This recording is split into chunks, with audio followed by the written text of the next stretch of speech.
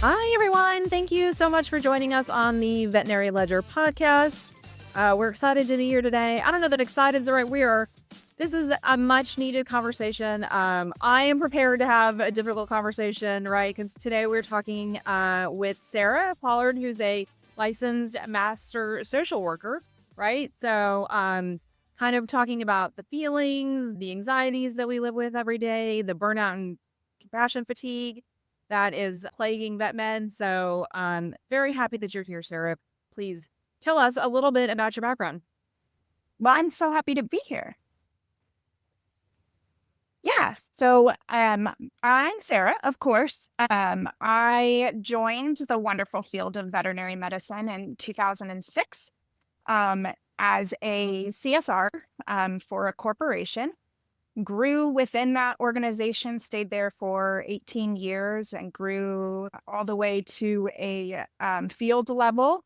Um, in that time, when I was practice manager, I did lose a colleague to suicide, and I was going to school at the time to get my practice manager, elevation, if you will. I was going to get an MBA, and when that happened, my whole world changed. It was such a pivotal moment for me because it was on my team. How did this happen? What do I need to do Oh, differently? How do I make sure yeah. this never happens on another team ever again?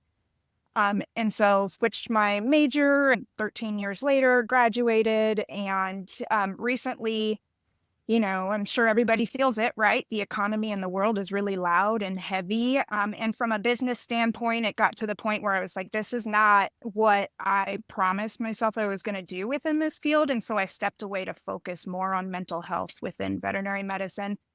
And so I stepped away, got my actual licensure, sat for the boards. And I don't think a lot of people know, but social workers we have board certifications too. And so we have to sit for those. And, um, veterinary medicine social workers are such a new area of social work. And so it's kind of on a frontier basis of what we're doing together.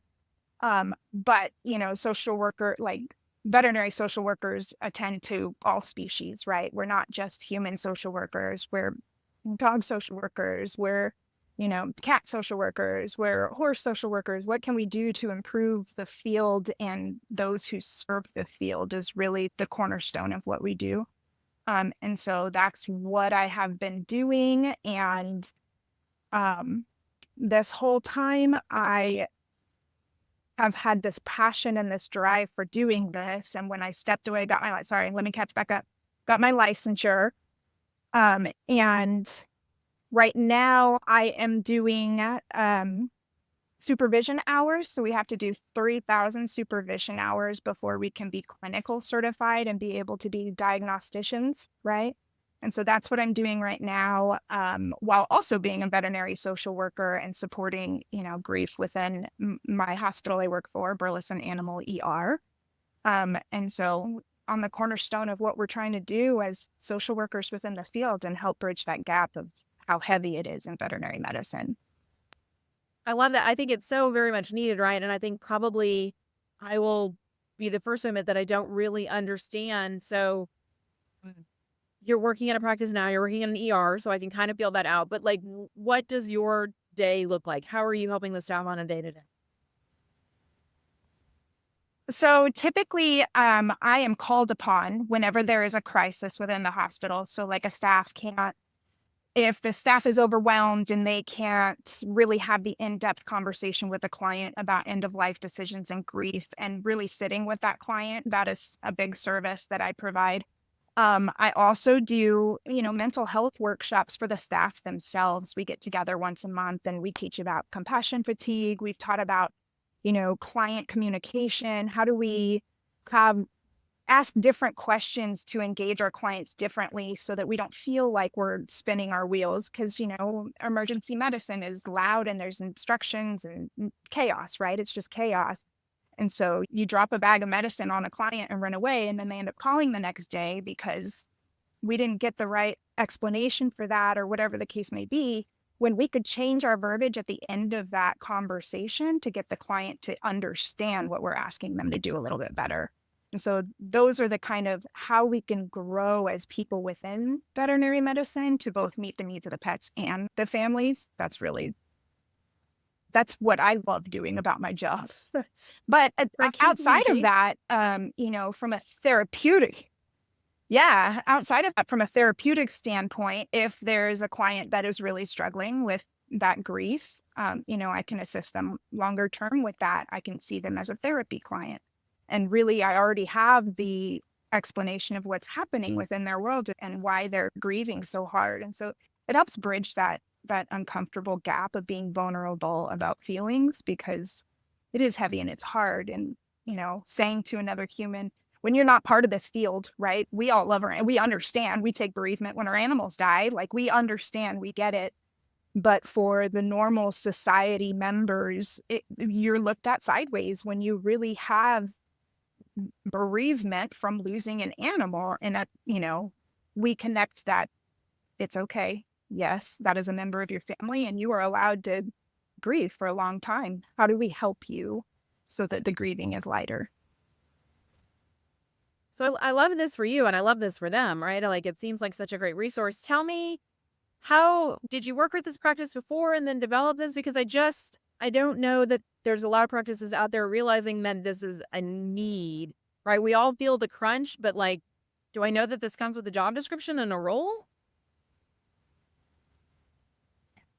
So this actually came about in a really organic way for me. And this kind of gets a little bit messy with Texas and state laws, right? Because I'm licensed in the state of Texas, and in the Texas Behavioral Health Council laws, you cannot charge for your own services until you're clinician certified. And so, like, what I want to do within my career is create a business and do this on a more macro level scaled. Well, because I can't do that because of licensure, that's really why I'm sitting for my clinician hours. And in the interim of that, being that I was in the field for 18 years, I have a lot of connections. And so I called some friends and said, hey, here's where I'm at. Here's what I want to do with my world. And here's the clinics across America that are starting to, Blue Pearl has veterinary social workers now. Like, we're starting to get out there. Do you want to be on the front edge of this? And the answer is an astounding absolutely, because we know each other, right? She already knows how hard of a worker I am. And so it was a no-brainer for her.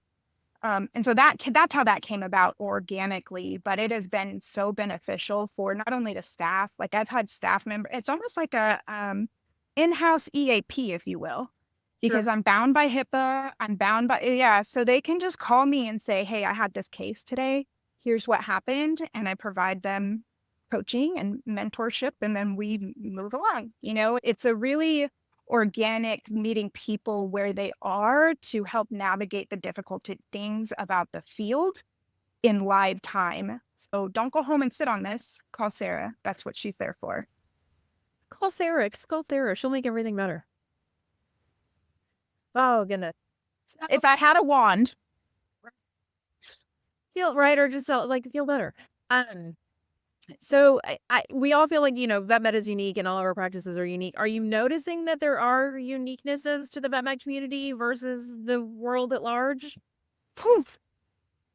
Yes. So you are preaching to like my internal, because as scientists, if you will, we're all kind of into the science of what all's happening in our bodies and what's happening in different systems and organizations. But what I have noticed in my time within veterinary medicine is we collect neurodivergence. And so when you think about the human animal bond, you think about how animals help so many people when they are in a non-neuronormative state of being and become the place of safety for them and the place of pride for them and their, internal motivations. Well, those people also follow the animals into the field themselves. And so it's almost like we're collecting a lot of difficulties and trauma and, ADHD.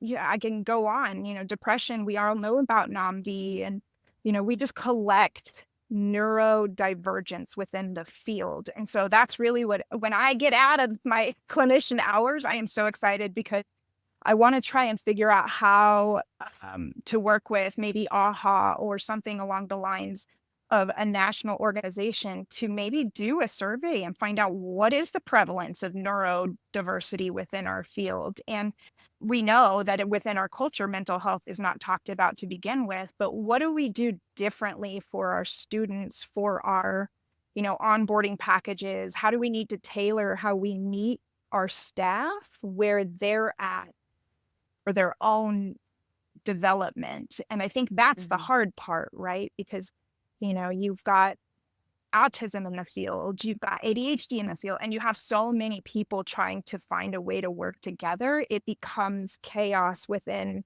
the more people you get on your team and the larger your grow. If you're not really aware of who you're hiring and what's happening and how to talk to people and communicate with different types of people, then it becomes the engagement nightmares that, happen in certain hospitals. You hire one person that maybe not communicate the way everybody else does. And then now you're there for 6 months trying to figure out how to communicate. And then it becomes catty, or it can be if you don't have the tools about how to communicate. And so I just think that's really where a lot of the mess within our interactions with each other on a staff basis bring the weight within the hospital that we don't necessarily need as a team. We have enough to deal with when we have to deal with the pets and the clients. We shouldn't have to be dealing with each other too. And so that's really what I have found the most fascinating from like picking the pieces over the years of, we don't know how to communicate to begin with. Here are the maybe causes. Let me look into this and see if there's something we can do to help fix it in the macro level. That's like a light bulb moment for me because I can think back of like all of the times that I've had a team member struggling or I've struggled with a team member. And you're right. Like there are so many different people out there living in their own bubble trying to fit in with everybody else and don't quite. And that's that's an interesting rabbit hole to go down for sure. Okay. Yeah. Well, yeah, so, like, you all feel like and I'm worried now, I mean, just for full disclosure, like, I'm worried now about saying the wrong thing, right? And I think so many of us are not trained in HR, or many of us don't, always use the right words when we're talking to people or say the right things. And so are there some tips and tricks that we can give the industry that can help everyone, right? Like, I wanna be able to have these conversations, and I wanna normalize talking about feelings rather than just, like, having a pizza party or rolling my eyes when somebody says they need a mental health day. Like, what tools do managers and owners need to be able to have these conversations in a meaningful way? Absolutely. I The first thing is, if we are not having touch bases on a routine basis where our team members or our associates know and expect those conversations, we're doing a disservice from their fight or flight, right? So I've heard so many times of people just inherently wanting to do a good job and they don't have conversations with their line manager. Their line manager wants to tell them something, whatever it may be. Hey, I got to talk to you about work, about something, and that it's a panic. They panic. What does that mean? Because I don't talk to my line manager, and they may be asking you to cover Right. somebody's vacation. It might not even be that scary, but we are not setting each other up for those kind of getting to know you or getting to know how to communicate if we're not doing those with intention. So that's one piece. The other piece is I do think there's a level within onboarding because everybody's got their own, you pick up inherent behaviors from the first place you work at. And so as we move throughout the field, those behaviors either follow us or we mold into something different. And so if we are hiring from within the field, I think the conversation needs to look a little bit different than if you're introing like a kennel technician into the field or that kind of thing. It's almost like how did your last clinic communicate? What did you not like or not like about Mhm. that? And those conversations maybe should even be in the interviewing process. Like, how do you pick the team members that fit with your clinic and help you grow? But outside of that, it's the how do you receive feedback? Are you okay with having communications in front of other people? Do you want direct communication or do you want me to soften it a little bit? Or do the compliment sandwich? So, our studies show the compliment sandwich doesn't work, but some people prefer it that way. And so if they prefer it that way, you get to have the conversation. And then if something goes south then you go back and say, hey, didn't work. We need to come up with a different way of communicating. But I think what's happening is, the economy is pressing down so hard right now that those kind of initiatives and those attention diverting things from practice management become so heavy. You're dealing with client issues. You just need your team to work together better.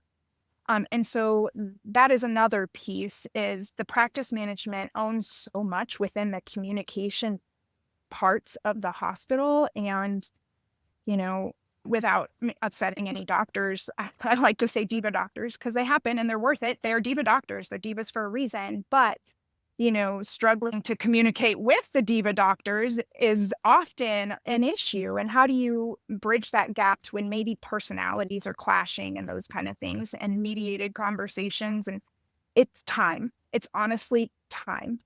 And so I think that's the big piece that we've got to try to resolve as practices or as a field is if we are putting so much weight on one person's responsibilities, something else, like there's only so much attention one person can give to one thing. And again, why I'm advocating for every hospital have veterinary or a veterinary social worker, because we can help carry those HR conversations, those one-on-ones. What does communication look like to you? We can help with the onboarding process. Though a lot of time people, they're ripping their hair out because I don't have time, but now I have a shadow and I'm trying to teach you when we're already shorthanded.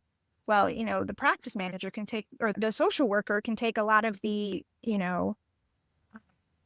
culture conversations and how we communicate conversations and help build those blocks to have a more cohesive team. And I think that's something that often gets a little bit overlooked, but circling back to your initial question, I think so much of it is started from the first impression and finding out how people communicate and what their preferences are. I think that's very important. And over the years, I've asked people, and I think so many don't know, right? I get like everything. We're like, oh, I'll take a high five to like, I'll take a candy bar to like, no one's ever asked me this question before. So I think it is important of like, how can I help you hear things? How can we have a meaningful conversation? The flip side, let me ask you. So I think there's probably a lot of people out there, especially owners, as we're getting to this retirement age, that just don't understand the kids today, right? And the people that are listening to this, right, the air quotes of like kids today. And so is there something that we can advise the people not in the management roles on how they can have the difficult conversations with their owners and practice managers of like, hey, I'm not weak-willed, I'm not lazy, I just need a breather, a moment, a day to kind of regroup. Yeah, I think that 15 years ago, this conversation would have looked a lot different from a finding relief for mental health days or finding some backfill for support.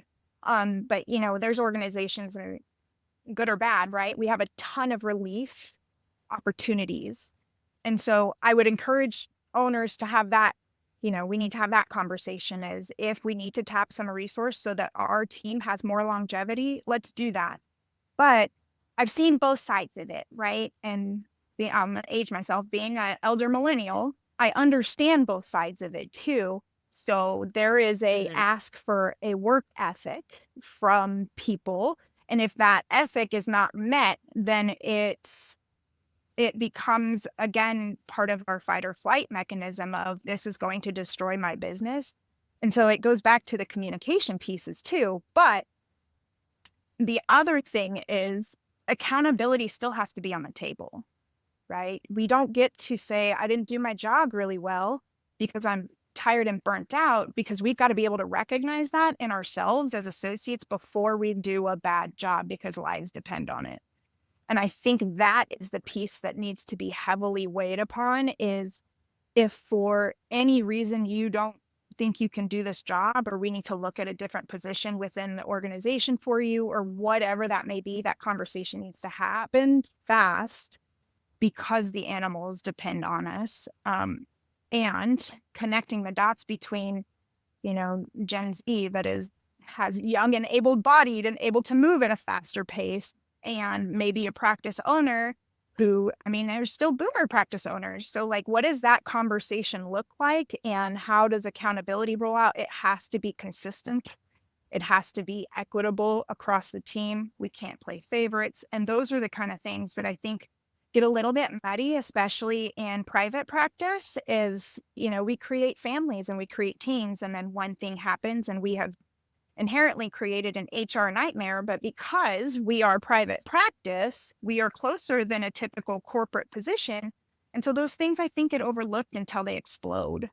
And so that's my cautionary tale there, is it's not about not creating that kind of cohesive relationship, or even adhering to whatever HR, those things will bite you in the butt when they're ready to bite you in the butt. And so you get to make the decision and the self-determination on how you communicate with your team and what consequences and accountability looks like. But being realistic to, we've got to meet the newer generation where they are too. And if they're telling you they need more emotional connection, we owe it to them to figure out how that works. I think as humans, we get stuck in this, it's how we've always done it. And we don't do the shift to, okay, if that's how you want this to be, what does that look like for you? And help me see what you're seeing. If you want, I don't know, if you want 20 minutes of puppy play a day, how do we fit that within our financial obligations, et cetera, et cetera. I was listening to one of your last episodes with Dr. Syke, and he brought up something really well. So many practice owners are really concerned about cost and profit, and that's the society we live in. But be careful. We've got to check our capitalism and how we communicate with each other and what our expectations of growth look like, so that we can reinvest in the emotional wellness of our team as well. For sure. I mean, I think we all know, especially with the shrinking job market, like your team is everything. And so we need them to be at their best. Do you have like a bag of tricks that you pull out, like 2 or 3 things that we can just say, like, okay, color for 10 minutes and we'll see you again and, get back to rooms? Is there things that tend to work universally? Yes. So we do not do enough somatic exercise as human beings. And when I say that, a lot of people panic and go, I don't want to go run a 3K or whatever, a 5K. That's not what I'm asking. I'm saying we need to move our bodies more. And so when we get in the high fight or flight, right, we all know how endorphins, or not endorphins, how cortisol works within our body. How do we release that cortisol so that we can refocus and start using our brains the way our brains are beneficial as humans? And so I like to do yoga. So when things get really heavy, everybody stop. And I'm not saying nobody get on the floor, right? We work in vet hospitals unless you have to. But, bend over, touch your toes, stretch your muscles, just move. If it's walking around the block, go, tap out, whatever the case may be. But that's one that I think often overlooked, especially as our bodies start failing on us because we use them so hard in this field.